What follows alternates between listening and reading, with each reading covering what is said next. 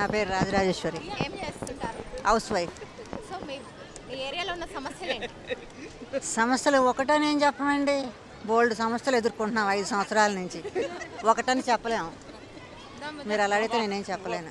బోల్డ్ ఉన్నాయి. ఇప్పుడున్న ఈ 5 ఇయర్స్లో మీరు ఏం వైఫల్యాలు చేశారు గవర్నమెంట్లో?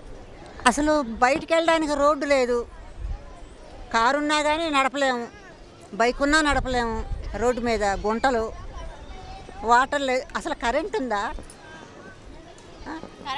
మేము హౌస్ వైఫ్లమి, ఇంట్లో పని చేసుకోవాలంటే ఇదివరకు ఇలా రోడ్లు లేవు, మిక్సీలు, కరెంట్ ఉండదు, కాసేపు మధ్యాహ్నం టీవీ చూడాలి, కరెంట్ ఉండదు, పొద్దున కూడా కాస్త భక్తి ఛానల్ చూస్తుంటాం, కరెంట్ ఉండదు. కరెంట్ లేకపోతే నీళ్ళు కూడా రావు, మా అపార్ట్మెంట్లో పైకి ట్యాంకులోకి నీళ్ళు కూడా రావు. మేమేం చేయాలి? ఛార్జెసా? అసలు ఎంత పెంచాడు ఛార్జీలు? ఇంత అని చెప్పగలమా? ఇంత ఉందా? 5 ఏళ్ల క్రితం ఇంత ఉందా? ఒక్క ఛాన్స్ అని వచ్చాడు, ఏం చేశాడు? ఒక్క ఛాన్స్ ఇచ్చి ఈయన కాదు వాళ్ళ అమ్మ నానాలి, ఒక్క ఛాన్స్ ఇవ్వండి మా పిల్లాడికి, ఒక్క ఛాన్స్ ఇవ్వండి అని అన్నది. ఇప్పుడు రమ్మనండి ఆమె, ఇప్పుడు వచ్చాడు చెప్పమన్నాడు, ఒక్క ఛాన్స్ ఇచ్చాము, ఏం చేశాడు ఆమె కొడుకు? నీకు ఇచ్చింది ఎందుకు? ఆయన ఏదో ముసలోడు అయిపోయాడంట, ఈయన కుర్రాడు, మరి ఏం చేస్తావు? 5 ఏళ్ళ నుంచి ఏం పీకావు నువ్వు? అసలు ఒక్క మాట కాదు, ఒక్క పని కాదండి, కడుపు మనకి రగిలిపోతుంది అనమాట. రాజధాని పైన మీ అభిప్రాయం? అసలు రాజధాని ఎక్కడుంది? ఏది రాజధాని? ఆయన మోడీ గారేమో అమరావతి రాజధాని అంటాడు, ఈయనేమో 3 అంటాడు, ఒకటి ఏడవలేడు. 3 ఎందుకమ్మా? ఉట్టికెగ్గలేనమ్మ స్వర్గానికి ఎగిరిందని ఒకటి చేయలేడు, ఇంకా 3 ఏం చేస్తాడు ఈయన? ఎందుకమ్మా? పెమ్మసాని చంద్రశేఖర్ గారి పైన మీ అభిప్రాయం? ఆయన తెలుసు, ఆమె మంచి డాక్టర్ అట. ఆయన ఈ మధ్య చూశాను, నాకు తెలియదు, నేను హౌస్ వైఫ్ని. చెల్లి కూడా వాయిస్తుంది ఒక పక్క ఆయన్ని, 2 చెల్లెళ్ళు, ఇంకా ఇద్దరు చెల్లెళ్ళు వాయిస్తున్నారు, ఇంక మనమేం ఆ చంప ఈ చంప, ఇక 3వ చంప లేదు మనం వాయించడానికి. ఆయనకి చంద్రశేఖర్ గారు వస్తే చంద్రబాబుతో గారితో కలిసి మన ఆంధ్రప్రదేశ్ని రాజధాని డెవలప్ చేస్తారని ఆశపడుతున్నామండి.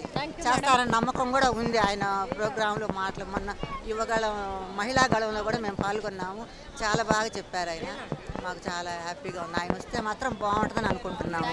ఏంటంటే ఎంప్లాయ్మెంట్ లేక అందరూ కూడా ఇతర రాష్ట్రాలు వెళ్తున్నారు, అందువలన వాళ్ళ కుటుంబాలు మొత్తం కూడా ఇతర రాష్ట్రాలు వెళ్తుంటే పిల్లల్ని పంపించేసి ఖర్చులు భరించలేక వెళ్ళాడిపోతున్నారు. ప్లస్ పరిశ్రమలు లేవు, ఒక్క పరిశ్రమ కూడా ఎక్కడా కూడా లేదు. పరిశ్రమలు లేకుండా ఊరికి ఎంతసేపటికి కూడా ఏంటంటే అప్పులు తీసుకొచ్చేసి నేను పని చేస్తున్నానంటే అది నేనైనా చేస్తాడో ఈ అమ్మాయి అయినా చేస్తుంది. అప్పులు పంచడం అనేది పెద్ద కాదండి, అప్పులు ఎవరు భరించాలి? ఇప్పుడు కరెంటు బిల్లు 20 సార్లు పెరిగింది ఇంతకుముందు ఉండేదానికంటే. నేను ఒక గవర్నమెంట్ బ్రహ్మాండం, గవర్నమెంట్ వ్యతిరేకమని కాదు, ఈ గవర్నమెంట్ మాత్రం మారాలి.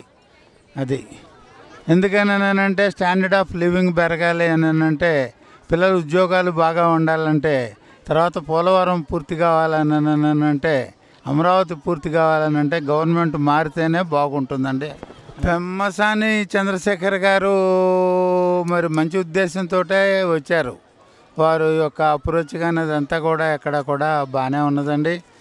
అతను మరి తప్పనిసరిగా మన పెమ్మసాని చంద్రశేఖర్ గారు ముందు గెలుస్తాడండి, డెఫినెట్గా అనుమానమే లేదండి. అతను ముందు ఏంటంటే మా దగ్గర మేము చందా ఇస్తాం, ఇక్కడ వాళ్ళందరం చందా ఇస్తాం. ఆ ముందు మనకి ఓవర్ బ్రిడ్జి ఉన్నదండి, అరండల్పేట ఓవర్ బ్రిడ్జి, దాన్ని అర్జెంటుగా పూర్తి చేయాల్సిన ఆవశ్యకత ఉన్నదండి, అది టాప్ మోస్ట్ ప్రయారిటీ.